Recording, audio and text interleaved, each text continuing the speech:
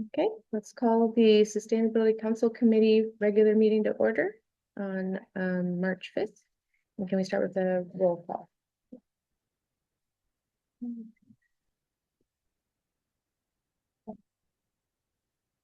Committee member Megan Harmon, Vice Chair Eric Friedman, Here. Chair Kristen Sneddon. Here. And then we had a chance to look at the meeting minutes. Yeah, I'll move to approve. I'll second. All in favor? Aye. Aye. Okay. And do we have any public comment for items within this jurisdiction of this committee? We are going to do an agenda adjustment Okay. and have item 5 presented before item 4. Okay, So we'll be moving on to the biodiversity resolution item after public comments. okay. Should have asked you if there are any changes to the agenda. No, no, Okay. I don't have it yet, sorry. Noted. Okay. So seeing no public comments, can move on to item 5. Versus.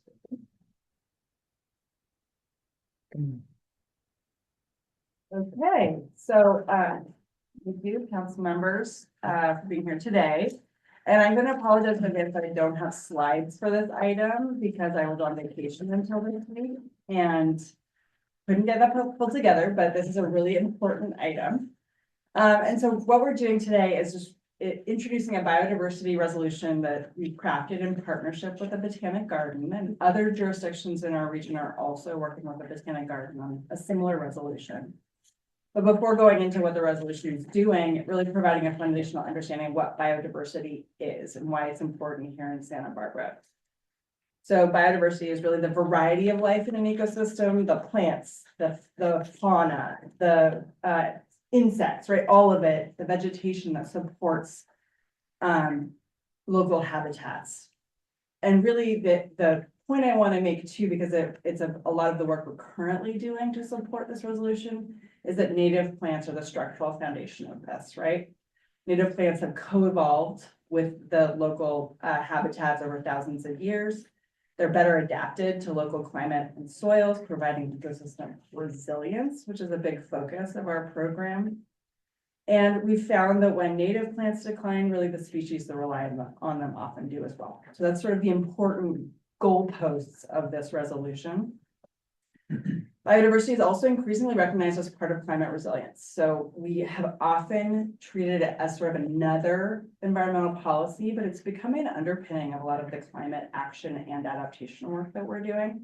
So really, this resolution would be affirming that and requiring the alignment with our policies and plans. And as Mr. Cardenas just pointed out, Santa Barbara is a biodiversity hotspot. We actually have a significant number of species that are not found anywhere else in the world, and we are recognized globally as a hotspot. So it's extra important here to protect that diversity. So the resolution itself is really just affirming our commitment, right, that we're going to protect and restore biodiversity. This resolution does not in itself impose new regulation or fiscal costs directly, but serves as a policy signal and a coordination tool. So that is really important to lay out for today's action. Its effectiveness will really depend on future policy actions and program integration. So that's something that I'm sort of looking to you to help advise on as we look to take this resolution to the council. We'd like to incorporate it as a core climate strategy in our climate work. And we'd like to create a unifying policy framework. Many departments in the city are already doing work that support this resolution. You know, we've got creek restoration projects. We've got our really progressive integrated pest management program that severely limits, if not negates, the use of pesticides. We've got our native plant pilots. We're currently doing one on Upper State Street that's very successful. We've got other plans like the City Hall Rain Garden. We can never get through the what's buried underground in there problem, and other locations around town where we want to, again, partner with the Botanic Garden, create sort of satellites, if you will, of our award-winning Botanic Garden. And we've got the Waterwise Garden program, right? All of these things support this resolution. But there's more that we could be doing, and so potential future things include integrating biodiversity objectives into things like our general plan and climate action plan, developing a municipal biodiversity strategy or action plan, which would really take those projects I just mentioned and expand upon them. One thing that we're uniquely positioned to do now with our recent hire of a sustainability and resilience GIS tech is mapping local ecological assets and habitat corridors. We don't currently have that in Santa Barbara. Obviously expanding native plant restoration. One that I'm particularly grappling with right now is increasing our urban tree canopy with climate appropriate native trees. Every street in Santa Barbara has a tree designation and very few, if any, are native. So that's a big hurdle to overcome because it's regulated by some of our, really important review bodies. And so that's just something I kind of want to plant a seed of, is there a there? Could we look at that, right? While maintaining the beauty that is Santa Barbara, and I completely understand why it's there. We could also adopt biodiversity supportive landscaping standards for city properties. There is some of that being done by Parks and Rec, but it's not an established guideline or policy. And then obviously incorporating biodiversity considerations into wildfire resilience planning. We're doing an amazing job at that right now, but whether that biodiversity piece is top of mind is just unclear to me. That is other departments that are managing that process. So those are some ideas of things that could expand upon this resolution adoption. But this is sort of step one. Are we committing to this being an important piece of our climate work? And with that, I will pass it back to you. We do have some public comment on this. I think we'll do questions first. Questions? I don't really have any questions. I don't either. So, the public comment on this item? You can do it wherever you want. I've never been in this room. But, Eric Cardenas, Director of Impact and Advocacy at Santa Barbara Botanic Garden. Also the co-chair of the Biodiversity Working Group, which is a consortium of 25 organizations working regionally to address biodiversity issues. I'll start by, I think I've emailed this to most of you, but I'll start with the council members. There is a shared community vision and policy platform, that was developed by a pretty intense stakeholder process a couple of years back. And it sought to develop a shared vision for biodiversity in this region. And so what you're looking at is a shared vision for biodiversity in this region, signed onto by 45 signatories, most of them in Santa Barbara County, but some of them in Ventura and San Luis Obispo, because of the biodiversity crisis knows no borders, knows no boundaries. So we feel it's really important to look at this entire region when we talk about biodiversity. That said, a bulk of the signatories are from Santa Barbara. But it's a shared vision, and what it does is it really calls for a couple of things. It calls for the formation of a biodiversity working group, which I mentioned where we are now doing. The Botanic Garden is a co-chair along with the Community Environmental Council. We meet quarterly to address issues of wildlife habitat and connectivity, fire resilience, as Larry mentioned, the fire is a big part of this. Endangered species and agriculture and ag landscapes. Those are kind of the areas that we focus on, and we do have subcommittees that are working in addition to the quarterly biodiversity work group meetings. So one of the big actions out of that vision is a bio working group to address these issues. And the second one, as we call on land managers, elected officials, agencies, residents to act, the second one is what we're talking about today, is the adoption of a biodiversity resolution. We really want to elevate, one, we're living in a biodiversity crisis moment. That's not what we want to talk about, but that's the reality. We want to talk about the fact that we are in a biodiversity hotspot, and that there are solutions to the biodiversity crisis, as Lily started to allude to some of the solutions that we want to be moving forward, and that the city is already moving forward. So to the biodiversity resolution piece, it's a really good way to elevate biodiversity, starting at the government level and letting that permeate out to the rest of our communities. We are now approaching multiple cities in this county, as well as the county of Santa Barbara, and adopting very similar resolutions. There are other models to look at: San Diego, city and county, San Francisco, Berkeley. There's a bunch of models to look at. I took those models and I developed a draft that I shared with your staff, which is what, I'm not sure if you're seeing that now or it's been shared, but. There's a question. Okay, great. And the idea was, this is a robust resolution. You can do with this language what you need to do it, but at least you have something to start with. So the idea is we get a bunch of resolutions adopted, city, county, and even region-wide, to really show that this region is showing up in support of biodiversity. And as Lelia mentioned, this isn't a binding statement. That's not the intention. It's really an inspiration point. It's a way to give biodiversity a seat at the table when decisions are being made. And then we start from there and we can build. And of course, the city's already done so much that would fit perfectly into this, but I'm sure there's a lot more that can be done. So again, and I guess the last thing I'll say is the Botanic Garden is deeply involved and invested in this, but there's 45 organizations that have signed on to that, from Lotus Land to the zoo, to the Natural History Museum, to MyCop, you name it, they're on there. And so we have a diversity of allies, and as we can be a resource, so can any of the signatories to that document can be allies in moving these projects forward. So hope you'll consider it, and thank you for hearing this item today. Comments?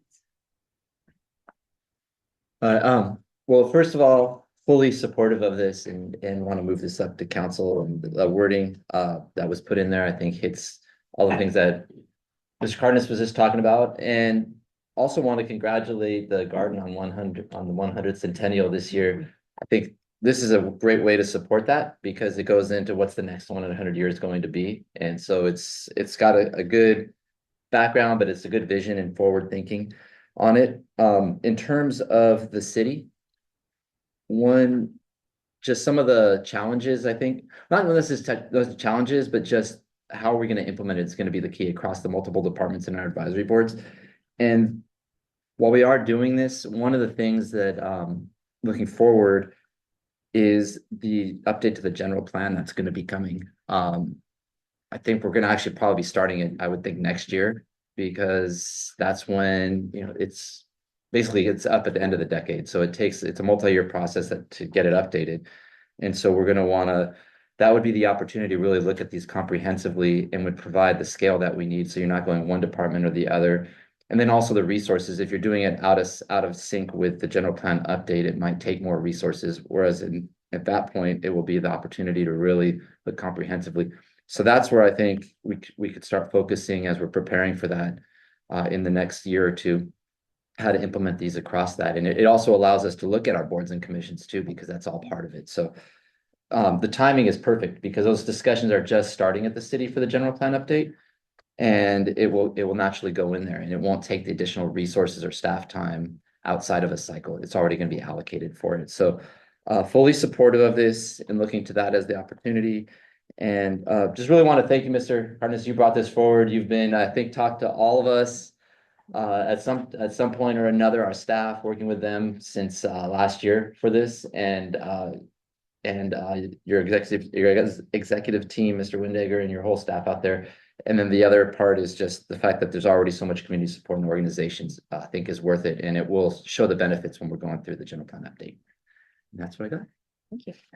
I'll just echo all of that. I have so much gratitude for the work that you've done building this coalition. And then just substantively, I really support both passing this today, but then also thinking critically about opportunities to integrate it into the city structures. One of the things that I've been thinking about a lot recently is just how blessed I personally have been to go up and down the coast of California and really get access into the incredible biodiversity that we have in the state. I mean, it's just like every month I'm shocked and awed at just what nature has for us, and what the various habitats are, and also terrified by what we are doing to it.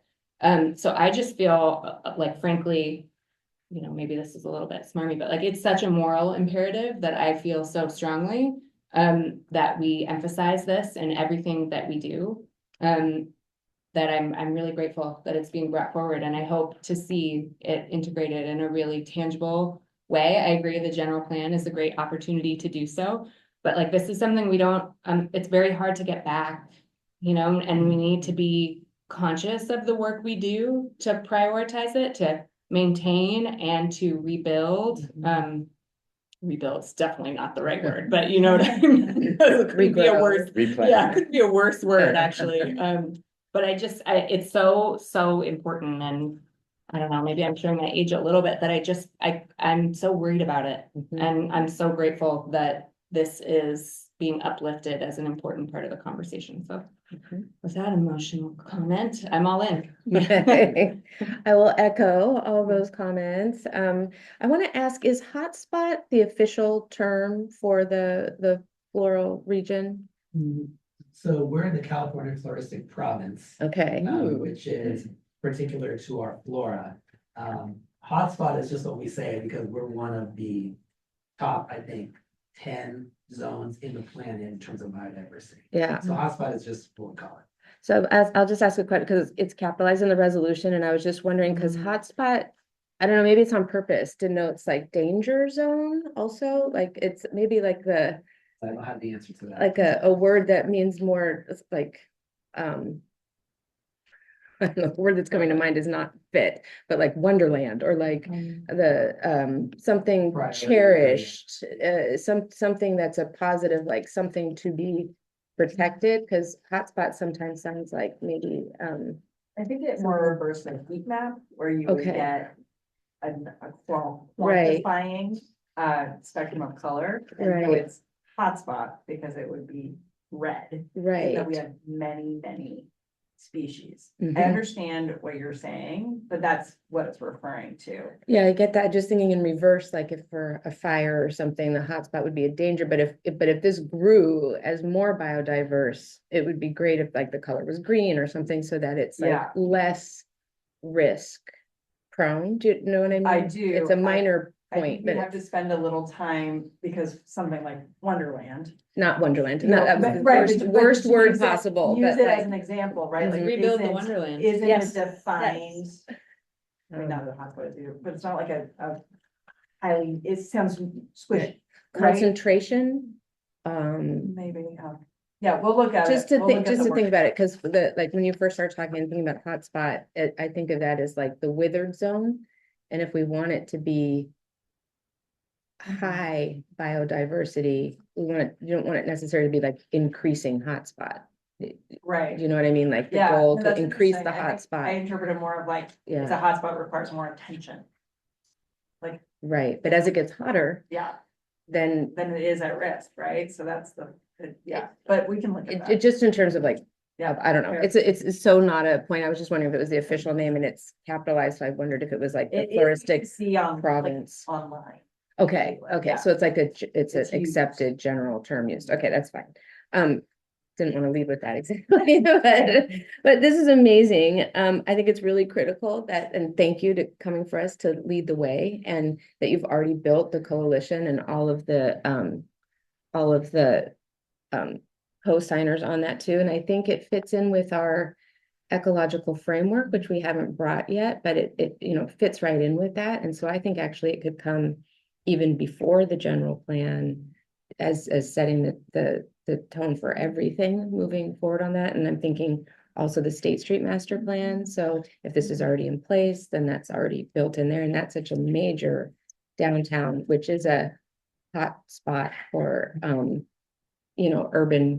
urban heating and the I guess that's what I'm thinking about. It's like cooling, plants have a cooling effect and something in that terminology. But also other institutions, like I know City College is updating their sustainability master plan, which is a multi-year effort. And so things like this that are in place, and a big part of that is the biodiversity, which is a brand new component of it. It wasn't in there 5 years ago, the last time it was done. So this is huge to have this be a framework to be coalescing around. And then that you have already done pilot programs, with showing that it's possible and how so much community, I mean, it was great to have so much community come in to volunteer to bring that about. So I think it's just perfect and it fits right in as we're considering ecological framework and State Street Master Plan, De La Guerra Master Planning, all of these. And even things like, as the police station is being built, currently the landscaping plan on that is pretty dismal and goes, it adds to urban heat. And so if this framework is in place, this resolution's in place, then I think there are places to already be implementing right away. So, yeah, very grateful. Thank you. Do we have I'll move that we forward this recommendation to council. I'll second. um, Do you want to do a voice vote? all in favor? Aye. Aye. Okay, thank you. Thank you.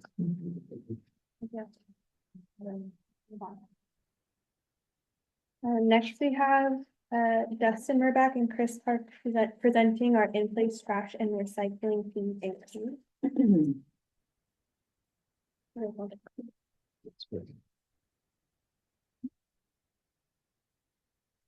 Well, good morning, council members.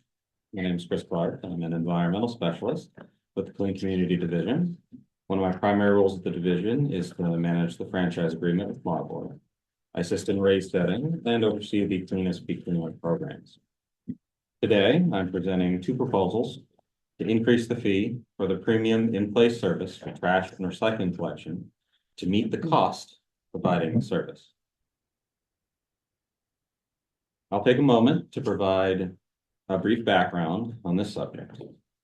As of July 2025, the city completed phasing out of can service for customer containers were serviced by Marburg within customer properties.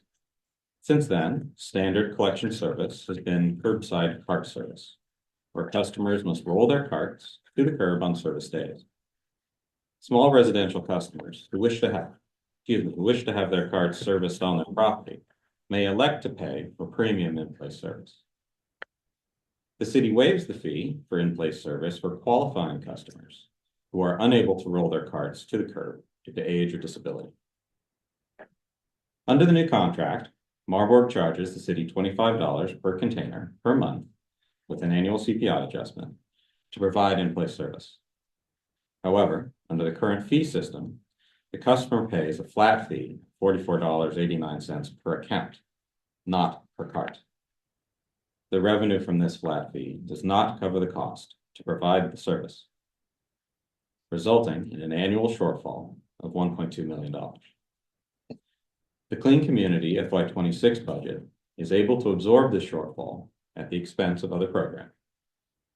Without modifications, this shortfall would need to be covered by revenues or reserves generated by all customers for future years. In order to correct this shortfall, staff propose to change the flat fee to a per container fee and either A, immediately charge the full cost of providing in-place service, or B, phase in the full cost of providing in-place service over 3 fiscal years, utilizing reserves to smooth the impact of customers.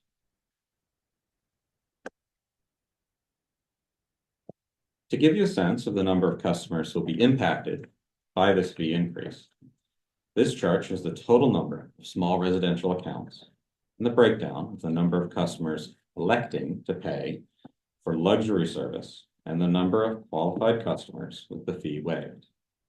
As you can see, the number of customers subscribed to paid in-place service is about 1,400, or 8% of the total number of residential customers. To make it clear, the age and disability waiver customers are not affected by this fee increase.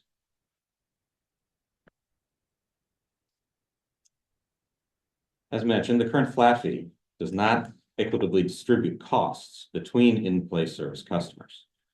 This graph shows the distribution of the number of carts per account. To correct for this, the fee must be changed to a per cart fee. Most customers have 3 or fewer carts, with a significant number between 4 and 5. Customers with large numbers of carts will experience a larger impact from the change. Staff will be proactively working with these customers to adjust their services to lower their overall bill.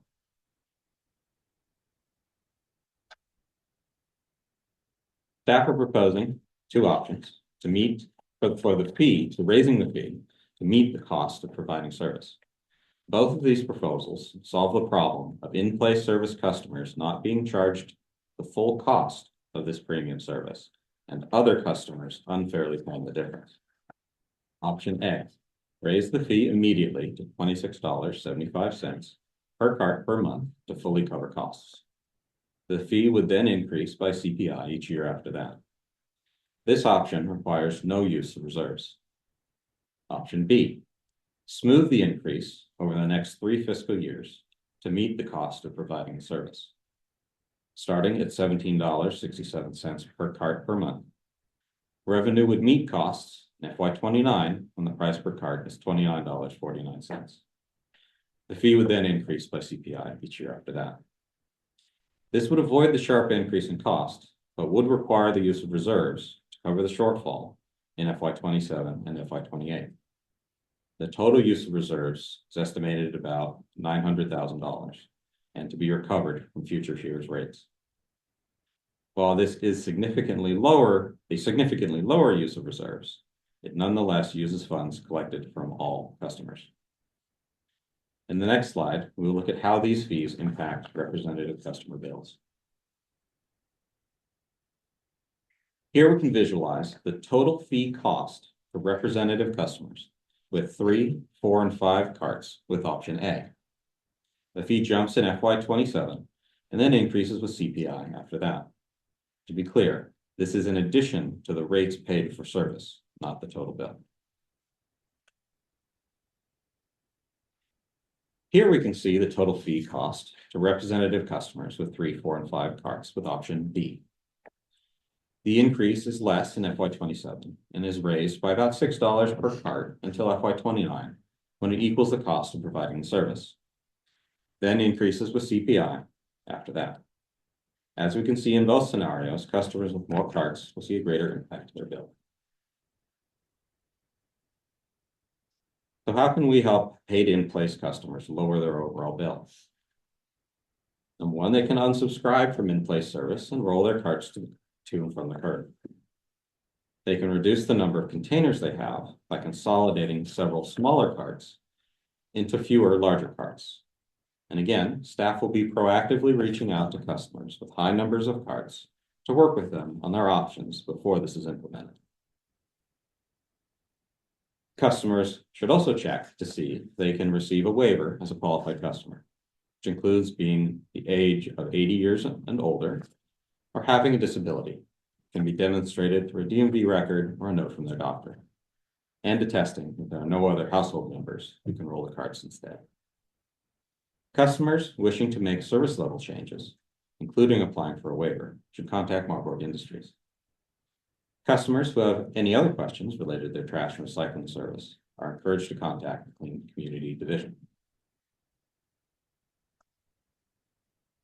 Staff recommend that the Sustainability Council Committee provide direction on one of the 2 options to increase the fee for in-place trash and recycling services to cover the full cost of providing this premium service. Staff will then incorporate the fee into the proposed fee schedule, which will be presented to council during the budget approval process. And just really quickly before we move to council questions, I just want to add on to what Mr. Clark was saying. You know, he mentioned this a few times, but to be clear, this is an optional concierge service that people are currently not paying the full cost of, right? So it's being spread to all of the ratepayers as a subsidy. Yes. Oh, can I jump in with a question? Is that? Oh, yeah, as soon as she's done. I Yeah. thought she was. I just wanted to reiterate that because that we currently have, you know, all of the other rate base subsidizing this. And the reason that this happened was that when we were doing a paradigm shift of service, and so we didn't really know what to expect. And now that we have a year of service under our belt, we have a much clearer picture. And Marburg charges us a per cart fee, and therefore it makes sense to transition to a similar fee to customer. I have a lot to say about these questions. Yeah. So, Can we do questions, comments together? Yeah, We that's don't have fine. any Is that public okay? comments. Sure. Yeah. so this is maybe a comment rapid question or the other way around. Go for it. I'm so frustrated, but I'm gonna try and, it's not anyone in this room's fault, so I need to start by acknowledging that. But this isn't optional for all residents. I am a tenant and I receive the premium service without being given a choice as to what service I want to utilize. I cannot call Marburg and unsubscribe. Whatever costs go to, and I get it, you know, I guess the city is subsidizing my trash, but I don't have a choice.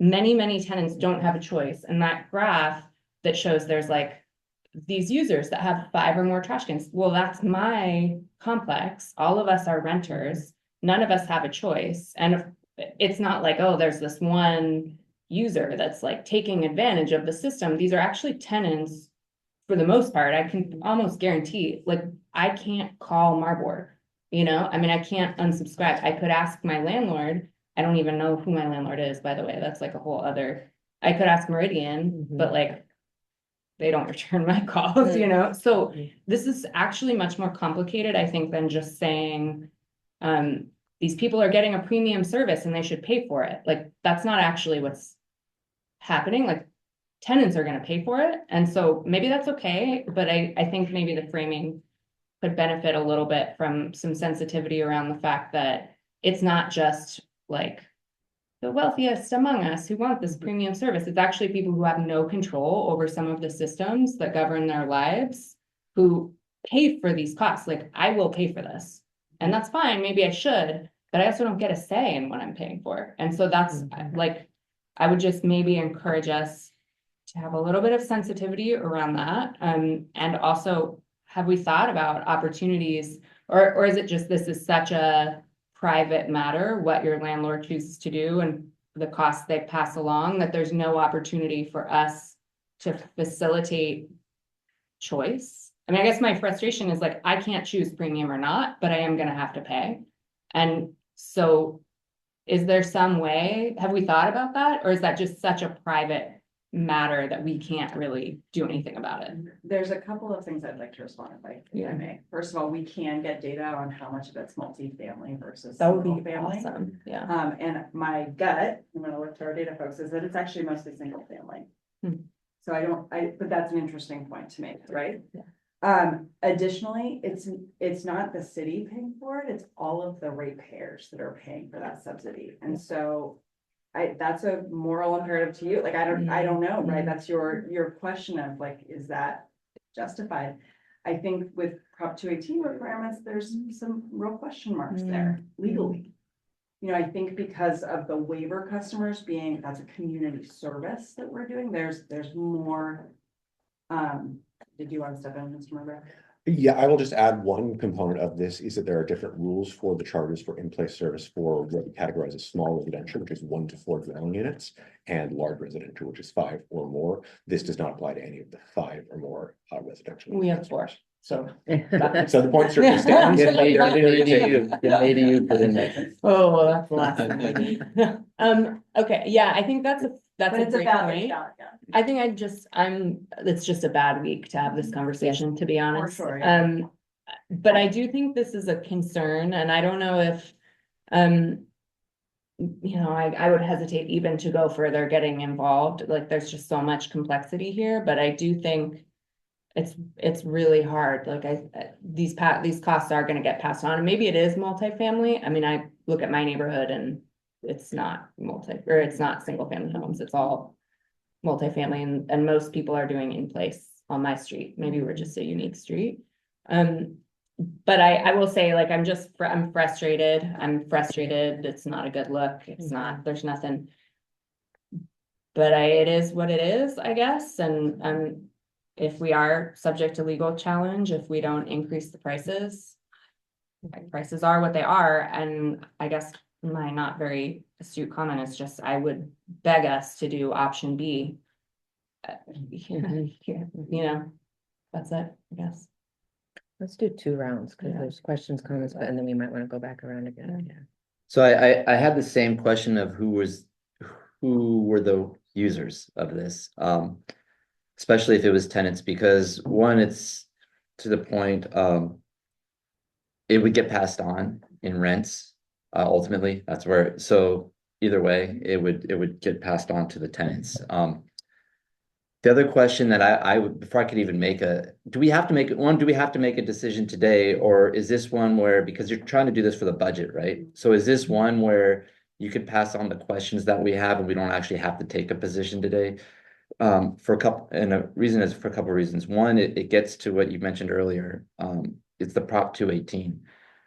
I don't think anybody from here is from legal, so I don't know if it's actually legal to, because we've had this come up in other times where you're having a whole class, you're having everybody subsidize somebody else. We've had that before when we were talking about electricity rates. So I don't even know if this would, Use reserves. I mean, I guess we could, but then that's not sustainable either over time. I mean, I guess it's just $1 million, but then what do these reserves go towards and what other pressures are on the reserves? I don't know. So obviously I'm not, the attorney, but longtime, expert in this field. And Prop 218 does apply explicitly to garbage rates. So I would say that as a city, we also have been, I think, fortunate. That's part of the reason why we spent so much time over the last few years in changing the way that the contract that we have in place is much more accountable to what is true cost of service to to the recipient.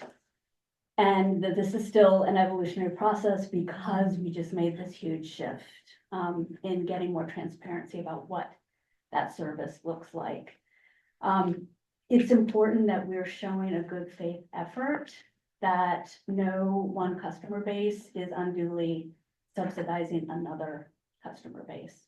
And so that's a bit of the nuance here is that, and I think that's also why the 3-year option ended up being presented in front of you, like this as a way to move in that direction without being quite so drastic to any, you know, So- any 1 year. So, but obviously, like hearing the concerns that it is one of the conundrums, right, of tenants in particular, is that they have little voice in what that decision is made and what the service looks like. And I think we're always striving to get more accountability in that as well, but it is limiting. And one thing that Mr. Clark pointed out at the end of his presentation was that we were planning to be proactive to make sure to evaluate service, like perhaps you guys could have a dumpster that would be served differently, right? Or just looking at all of the landscape of options. And so maybe before we bring this to council as part of the budget, we'll flush out some of those options a bit more too. One of the questions kind of to that point, because you mentioned that we don't have the data on how much is multifamily versus single Not today, residences, yeah. not today. That's important too, because perhaps if it's a single family residence, even though some of them are renters, but that's a one to one, whereas in your case, it's like 4 different Families, yeah. individuals, and so it's more problematic. So would there be a way, if we were gonna go with something that smoothed it out, is to treat multifamily differently, and then go forward with the single family? Because a single family, there's also the ability, we're talking about one of the options is going to like a 95 gallon cart, instead of the smaller ones that they have. There's ways that they could consolidate, and that's easier to do if you're just one residence rather than 3 or 4. Or would it be kind of all or nothing to smooth it out at this point? We can certainly look at it, Councilmember Freeman. I think there would be some counterpoints that could come up. For example, a single family would be bearing the full burden of the cost increase, whereas a multifamily would be sharing that cost. A lot of single families, it's not that they have multiple trash carts, it's that they just have 3 trash, recycling, and green waste, and each one is $25, right? So it's not like there's additional consolidation. Clearly, there was one with 17 carts like that. There's opportunity there, right? But we will certainly do this. I do want to say that this particular division is so exceptional at getting out ahead of customer issues that I have every faith that they're gonna look at ways to find ways to mitigate that increase.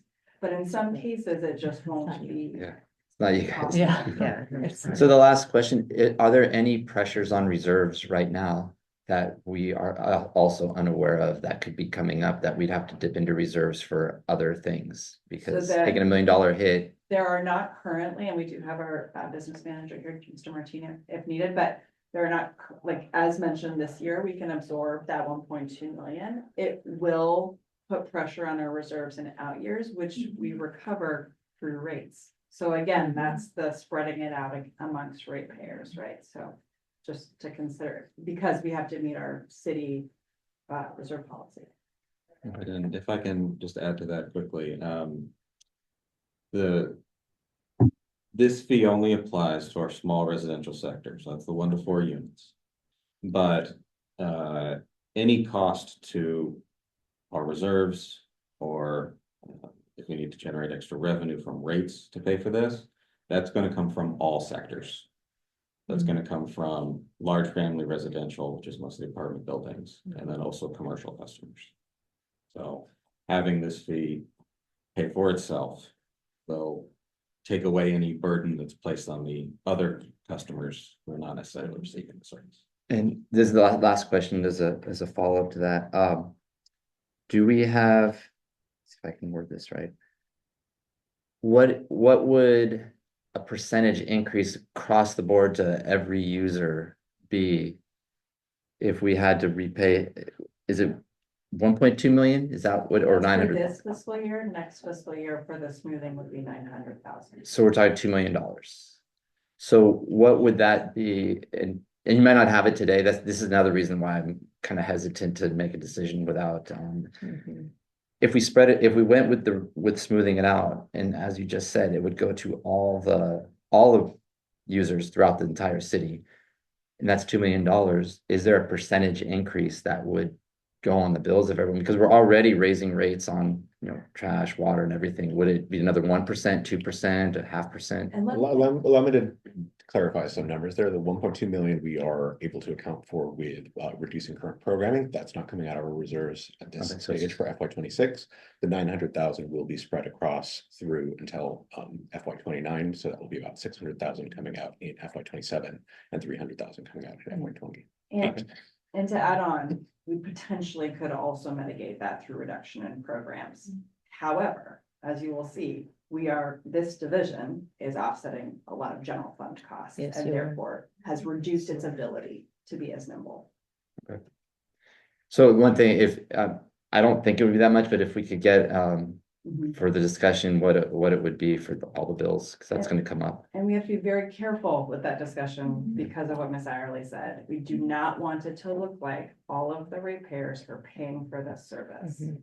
So Yeah. we just have to, it would. I could see that a coming, reserve strategy. if this discussion came up at council, I could see Yeah. that coming up as an issue, so I'd rather have that information. Right. ahead of time and we would figure that discuss out. it as breaching reserve policy, sort of separate from this, right?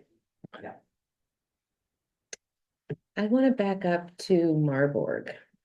So I'm gonna first make some comments. Those new cans are a disaster.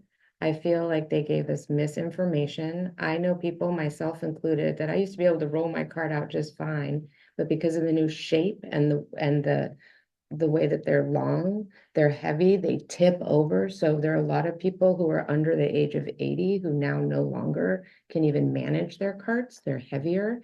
I've had and I mentioned this at the time, older people and on the hillsides, you can't just leave your cart out there. You have to bring it in and out. And they've come, I'm not even on that steep of a hill.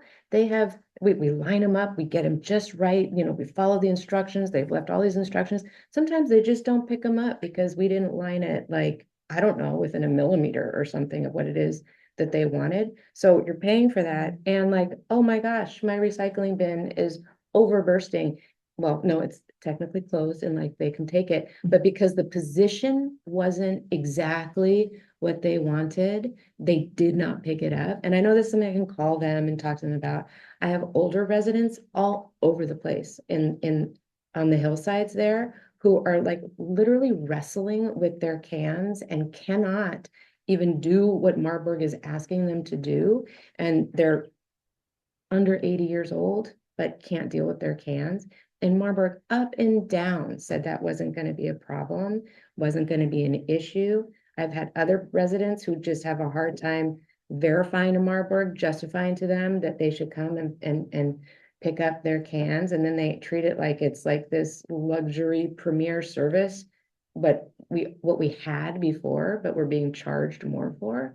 So my like fundamental question is, why, when we negotiated all of that with Marburg, why, when we went through all those cost savings, so they could have their, I'm sorry, stupid mechanical automatic things, it's probably why your street has to be, because they don't have room to come Absolutely and pick right. it up on the park spots. Yeah. So you're paying a premium because their stupid plan to save money is costing more money. So why aren't they responsible for that overcharge? Why are we subsidizing what they said over and over in their, negotiations, oh, so careful negotiations, that they promised all these things that they're frankly not delivering? So I want to back it up to that. Like, what?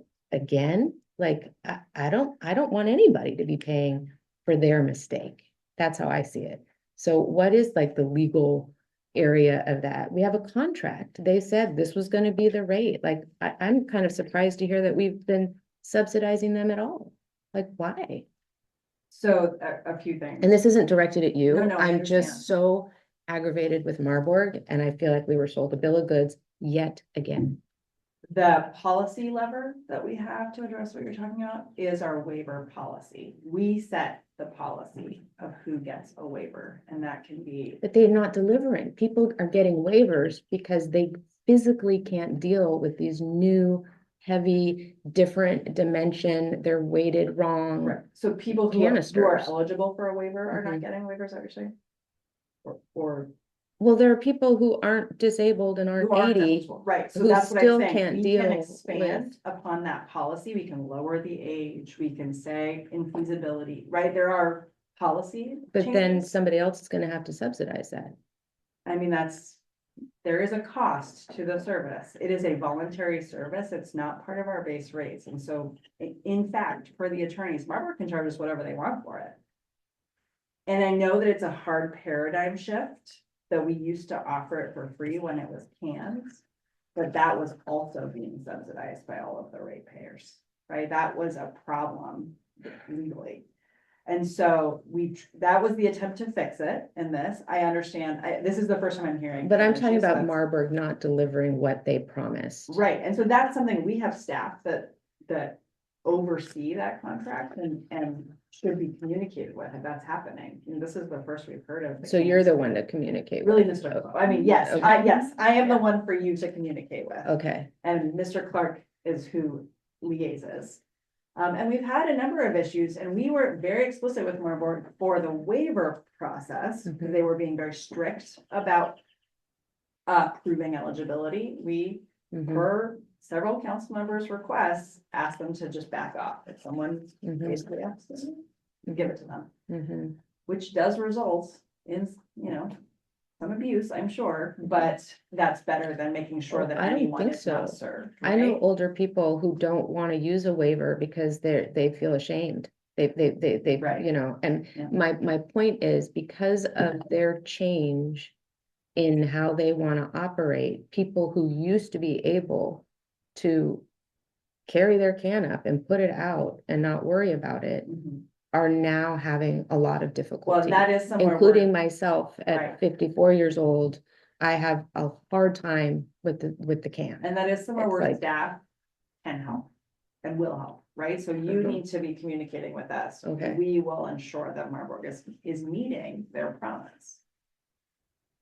Okay, I think I'm saying more holistically, they said these things wouldn't be a problem. Right, no, I'm hearing you, and, Yeah. but we need the information to go to them with, right, of where it's happening, where it's becoming an issue. Oh, okay. I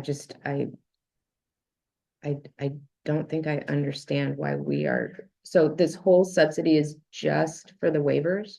That's what's costing $1 million? Just the waivers? No, well, no, so it's partly the waivers, Okay, but we actually budgeted for some amount Right. of waivers. It just wasn't as many. We actually budgeted for about half of what we ended up getting because we started being very relaxed about giving Mhm. waivers.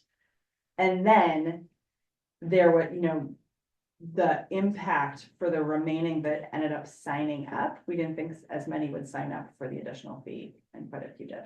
So that's not covering the cost of the fully budgeted amount. So, but the whole $1 million has to do with waivers or not waivers. Mr. Murbaugh? Is that, That's that's, the 900,000 that we were discussing in use of reserves through to smooth over 3 years is exclusively for the in-place paid customers, and is exclusive of the customers who are receiving unpaid waiver service.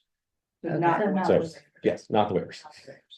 I guess my argument to Marburg is that a lot of people are having to use waivers because of the way that Marburg is offering their service.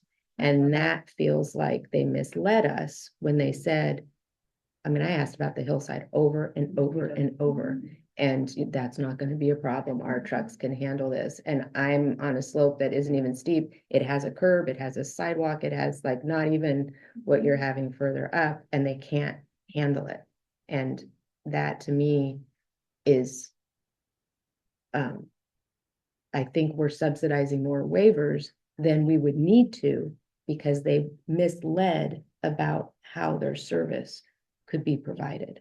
I don't know if I'm making that Yeah, no, that makes point. sense. It's like, And that is certainly something we can follow. and I think that's worth following up, because I don't feel like we as the city and ratepayers should be subsidizing that service. They said they could do it with no problem, no problem. It'll be easier, faster, more efficient, save the money.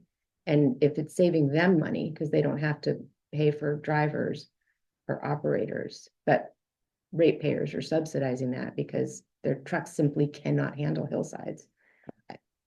I And would my want to only argue request- that with them. My only request to you would be, if you hear of that, just send it our way so we can start tracking. Yeah. if the issue, the hot spots. I will, yes, the hot spots. I will do that. Okay, but we will also Um, work on our end.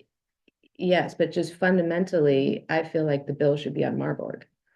On a lot of these waivers are not necessarily because people are old or disabled. It's because their equipment is not operating as promised. Understood. Okay. So I don't want to move any of this forward at the Yeah, I- moment. Yeah. Yeah, there's nothing, to me, there's nothing, I agree, there's nothing to move right now because there's too many unknowns. We'll come back next month. Okay. Yeah, I would just reiterate, you know, I'm obviously in a very different situation, but that is concerning, you know, and I think, That's why you're paying more. yeah, and if I could just repeat back what I think I'm hearing you Mhm. say is like, there are some number of people who are not getting the standard service and they're not 80, they don't have they're not disabled, they don't fit one of these categories, but because they don't get the standard service, this is likely where they're like, well, I guess I just have to do this fancy one, and then my hope is this is just a matter of talking it through, sorting it out, but I mean, that's like bad practice, but would be very beneficial Mhm. to one entity. Well, many entities, because that's why on your street, Yeah. for instance, and I remember we talked about it, there were pictures, there were photographs of Mhm. like, and questions about, well, what if you can't pull it out to the curb because there's parking and it's tight parking and nobody can park? Mhm. And they were like, well, then in that case, we'll come And and it'll be, it'll yeah. get, so are they, But that's not what I'm hearing you, that's not why you're not, you don't know why you're why. paying for in-place. I have no service. idea, I I'm don't, assuming it's because no one has the responsibility of rolling it out. well, I don't even know, I don't know who I would even call to ask. Right. I mean, my broader point from a tenant's perspective is that it's just, you don't have any choice and the cost gets passed to you, and so. Again, I don't know that that's like a problem that's bigger than trash, that's a big problem, but continues to rear its ugly head and is very challenging, especially in the current world that we live in. It's just bad for tenants, but I think there is the bigger issue is what Councilmember for Chair Sin brought up, that is sort of far bigger than I think my own personal issue or the tenant's issue, which is an issue, but this is like contractual questions. And I do think, I guess just thinking about that, like that's something to run down. I still think regardless, maybe there's gonna be the tenancy issue that I don't know that we can solve. You know, I mean, like, I don't know, it's frustrating for me, so I vent about it, but I don't know that we in this room related to Marburg or anything else could solve the problem of landlords having the choice at choosing and passing the cost on. So I don't know, like, my sensitivity around that is more frustration than I think a substantive desire to solve it. What you're talking about, I think, is substantive contract issue that needs to be investigated. Mhm. So I see that as a, like, really, maybe, not maybe, definitely the most important track for conversation. On the track that we are specifically talking about and the tenant issues that I pointed out, I still feel that option B is the right option, the Yeah. smoothing it out with reserves. And I don't know that solving the problem you're talking about would actually solve the problem that I'm talking about. Because my problem is like a life problem, Mhm. a world problem, not a contract problem, maybe. Although maybe, because maybe I not, think yeah. it's worth asking, because it was in the negotiations These about certain streets. these certain streets and multifamily, and if you can't pull it out to the curb. And so the question is, are those properties under a waiver? And if they are we subsidizing that, or is Marburg, who said that they would? And that's a contract I just question want to too. clarify, because Yeah. that's not what happened, what was said about dense neighborhoods Mhm. was that they wouldn't use the automatic trucks. So they Right. maintain the routes as they did before with two drivers, one getting out. So But are they So- charging the premium for that, or not are if they? not if your cans are at the curb. Your can still go to the curb. There might be a car in front of it, and then they roll it around. That's why they have the Okay. two drivers. But the premium service starts and ends when they enter your property to get your bids. So they have to leave the truck, walk on, in some cases, quite far Yeah. onto the property. Yeah, it's ours. And then, right? And so it's like, it's time that it takes. So that is, I don't think what you're saying is happening, but we Okay. will certainly hunt it down. Mhm, Yeah, I mean, it's a valid question. mhm. Okay.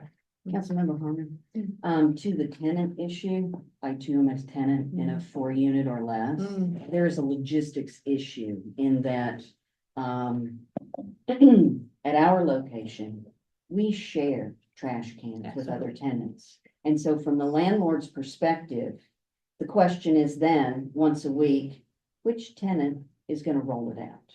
Okay. And if that tenant doesn't do it, then we have overflowing issues and everything that flows from that. So I hear you. I mean, maybe I just live in a more cooperative community, but like, we also share washing machines and function just fine, you know? So I hear you, but I think if I am adult enough to pay for a service, I'm certainly adult enough to coordinate taking out my Mhm. trash bin, you know, or at least be given the choice, you know, and maybe that's something that people say, I don't wanna have to be annoyed with my neighbor when she doesn't do her week of taking out the trash. And I have to do it for her, but at least, you know, but to your point, that's beyond our purview, I think. Sadly. Okay, so we'll continue this item Yes. till next month. What I'm hearing is we want to get a better sense of who exactly is being affected by this. We want to get clarity on if waivers can be granted, or if paid in place service is being sought for people who are having trouble getting their cans serviced. We will also look into the tenant issue, just try to noodle around some options there. We'll get a better sense of if the reserve recovery amount, what that would be to everyone. Anything else I'm missing? I think some sort of audit or survey of how this is being implemented in Yeah, right. in other distilleries. Oh, and one other thing is we're getting clarity on where Prop 218 starts and ends in Mhm. terms of this conversation. So that we can We'll have to- be very clear Mhm. on. I have a quick comment/question. So, in the context of the overall kind of budget process, and budget calendar, as you know, city administrator and all staff are presenting a budget to you all on April 21st. I think we just present it like none of this. Yeah, so presented as our base case. Yeah. Yeah. We'll make Perfect. adjustments as needed. Yeah. Like none of this is Exactly. happening. Sounds- Okay. Fun. Okay. And I had one more question. So when you say out of our reserves, you mean of sustainability and resilience? Out of Clean Communities reserves. And I just wanted to, I think it's really important, the emphasis of how much this department is subsidizing the general fund. And that's a really important number for us to know, and what programs it's going to exactly, and in detail, and I'm sure we're gonna get to that, but I think, you know, if some other program that isn't as needed and, you know, sort of essential service is being subsidized instead of subsidizing this for elder disabled members of our community, then I think we would want to look at that. Like, you know, we're looking at this in a vacuum of just this reserve, but what are other things that are, yeah. Check. And if you don't mind, Chair, I just wanna say, I wanna apologize for being so frustrated and short around this. I really don't like speaking that way, so I apologize to our staff in particular. It's not you guys truly, it's just a bad week to have these conversations, and like, you know, we all are feeling, I know our staff doesn't need to be lectured about how expensive life is, so I did wanna just acknowledge that. I apologize for speaking so shortly and appreciate your continued effort. Okay. Okay. You have what you need on this item? Okay. Input from committee on topics of interest. And quickly, before, as always, I share what is. Oh, yes, I apologize. We will continue this item to next month. Additionally, we have, actually, Ms. Lopez on it. Can you remind me exactly what we have in April? We are planning on a climate action plan update. We're about halfway through that cycle, the 5-year update, so we want to do a quick update on that. And I believe an EV master plan. EV master plan citywide. Okay. And then in May, bringing a concept that interdepartmentally we're working on to propose as part of the ecological framework called the Better Buildings concept. However, as of today's conversation, I'm sort of trying to think if there's a framework we could develop in an advisory framework for the general plan. So I need to think through that a little bit, but that was an interesting point that you made. But that's what's coming down the pike. If there's anything else. That Not sounds today. good. That sounds like plenty. That and conversations with Marburg. Yeah. Yeah. Okay. Yeah, I know. I don't have anything else. I Anything got else? nothing. Okay. Wow. I got nothing like the budget discussion. Nothing. Mhm. Let's go back to the biodiversity. Yeah, right? yeah, I yeah, wanted to end there, but. yeah. Kind of glad he didn't. Yeah. Thank you. Yeah. We are adjourned. Okay. Yes.